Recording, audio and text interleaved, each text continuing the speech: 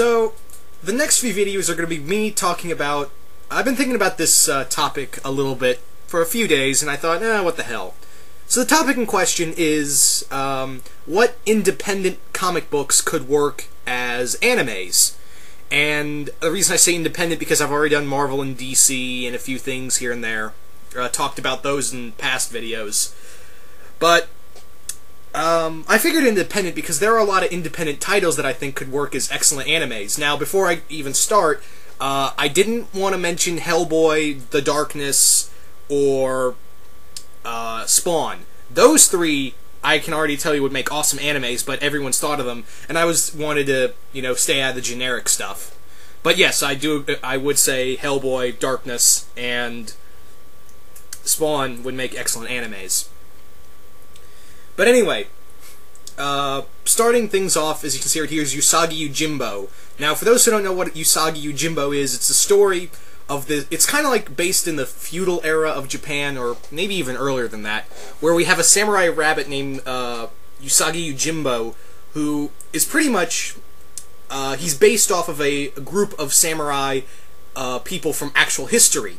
And a lot of the stories in here are based off of historical points in Japanese history.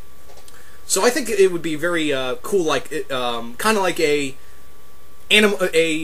anthropomorphic version of Rurouni Kenshin, because that's at some point what Usagi Yojimbo was like. A lot of it was pretty much like Rurouni Kenshin, and Rurouni Kenshin does have ties to historical points, like the Manji Restoration and a few other things, even though it does have, it's like historical fiction. And that's kind of what Usagi Yojimbo is as well. So I think it would be fantastic, especially if the guys who did Rurouni Kenshin got a hold of this, the same, creators or animators. This would be right up their alley. Usagi Yojimbo, you'd probably be thinking, oh, well, it's all kiddie, right? No, this comic is bloody. Oh, is it bloody? Usagi cuts a guy's stomach open, and all of his intestines and stomach falls out of this cut he made out of this guy's stomach. So, needless to say, this comic does get bloody at points. But, moving on. Next up is Rob Liefeld's Youngbloods. Well, Youngblood, excuse me. The Team Youngblood. Only on the sole grounds of, because this pretty much was Rob Liefeld's artwork when on a good day, and that's very far and few, I say that again, far and few good days for artist Rob Liefeld. But I think this could work as an anime, just a fun little Dragon Ball Z-esque action series. Just on those grounds. Youngblood, I wasn't really a big fan of the Youngblood series. I mean, I did like Shaft and Badrock, and Stryker, and but everyone else was like, that's cool. It was just a fun action book for the most part. Nothing too special. That's why I think it would work best as an action anime. And I think what Rob Liefeld's artwork is trying to do sometimes is try, keyword try, to be an anime. Kind of like a manga-esque story. So, my response to Youngblood as an anime, if it could be made into an anime, why the hell not? Right? Up next is Danger Girl. Now, I know what you're probably thinking. Well, wasn't that Wildstorm? Well, now they're with IDW. Now, Danger Girl's is under the IDW license. For those who don't know what Danger Girl is, it's a group of these girls who go looking out for artifacts, and they're spies as well. So think of it as a amalgamation of James Bond and Tomb Raider. Think of it like Tomb Raider and James Bond put together. They're currently in a crossover with Army of Darkness. So... But yeah, I think this could work as an anime. I mean, why the hell not? We have strong female characters in anime, and this could work as excellent fan service, because in the comic, it does have a lot of fan service in it. I think this would work as a really interesting and really, just really kind of fun action series. I don't know who you could get for this license, but I think definitely could work under Studio Madhouse, definitely under Studio Madhouse, or the same company who brought us High School of the Dead. Excuse me, I'm sorry for drawing a blank there, but yeah, most definitely, I think Danger Girl would work as a great anime series, like I said, scantily clad women shooting off guns at monsters. Why not? That's pretty. There's a lot of anime just like that, so why the hell not? Up next is Hack Slash. Now, for those who don't know what Hack Slash is basically the story of this girl named Cassie Hack with her accomplice Vlad going out and brutally murdering serial killers and slashers. They've met the Reanimator, they've met Chucky from Child's Play, they've been everywhere. There have been a lot of stories involving them. But I think this could work as a great, gory horror This is basically a horror comedy story. It's completely gory for the sake of being gory, and it knows what it wants to be. It's actually written quite well. It's written quite funny. Like, there are points in this comic book where I bust out laughing. But again, there's a chance this could be made into an anime. There's a lot of action horror comedy animes out there. I think this is another one that could work. Again, scantily clad woman with giant hulking friend could just screams, "Make it into a bloody anime!" I don't really know who exactly could get this. Maybe again, Studio Madhouse. I don't know. I'm always drawing a blank on the companies that make the animes. I'm always like Gonzo, what they make. Actually, no, I've seen a lot of Gonzo stuff. Of Studio Gonzo, not the Muppet people, because I know someone is going to think that.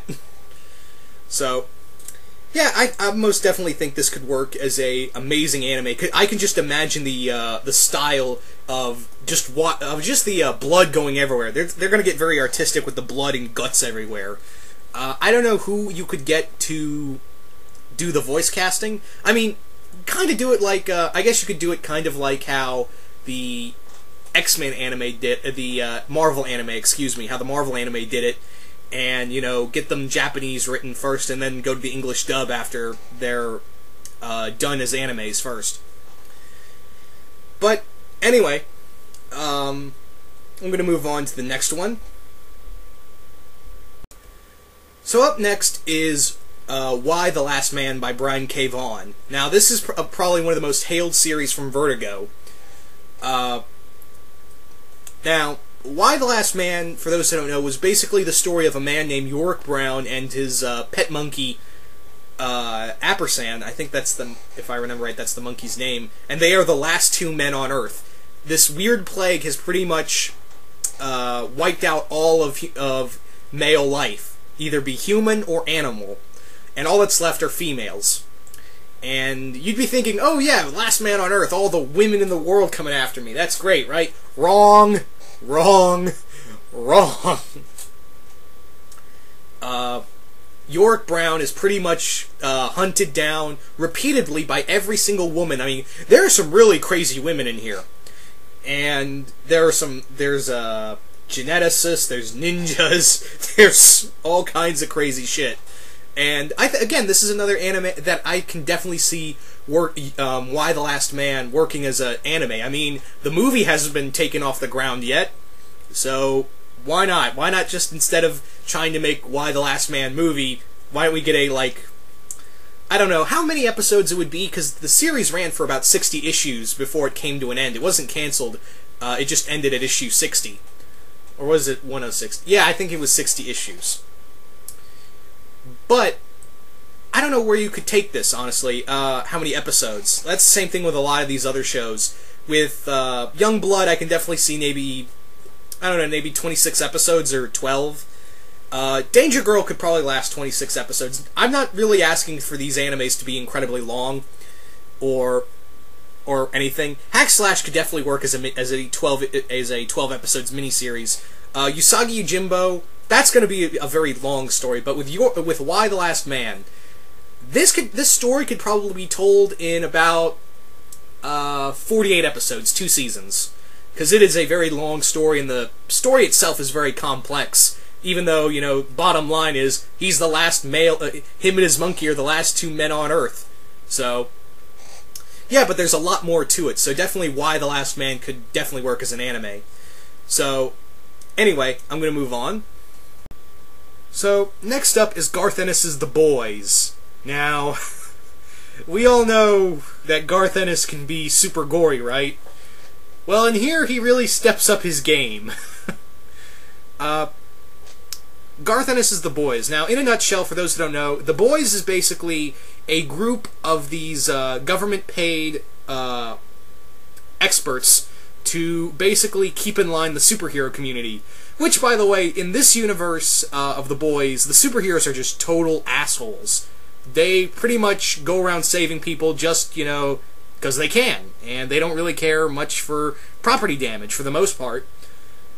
But the boys are basically there to keep them in line and, if need to, you know, take them down. You know, he basically goes out, hunts them down, kills them. Or they hunt down and kill them. Again, this is another great, I think this would be another great anime series. Gory, fun, disgusting. I don't know, maybe this would work as a 12-episode series, even though I think the series is still going on. At least to my knowledge, I think The Boys is still going on in Dynamite. But this would be another fun, gory anime, in my opinion. This is something that, you know, definitely works. I mean, the superhero community, we've seen superhero community in comic books, but I'd like to see how they're done in Japanese animation, how especially these types of superheroes are done. And definitely The Boys would be another cool project. I mean, these are something that really embodies anime, the more popular anime characters, like the anti-hero, or just the guy getting paid. You know, it's their job to kill people. So, and most of them do have a lot of them do have interesting backstories that kind of pertain to why they don't really, you know, care much for the superhero community to begin with. So, anyway, moving on to the last indie comic book series that I think could work as an anime before I moved on to the second part. And that's 30 Days of Night. Now, already you guys know that this would work as an anime because anime is very crazy about vampires. I mean, there's a huge list of vampire anime. And this would be cool to showcase the more animalistic type creatures in anime. As we all know, the 30 Days of Night vampires are more... they're more like land sharks, basically.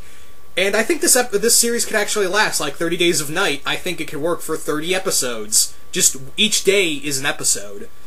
So, and I think that would probably be, what, 2 seasons?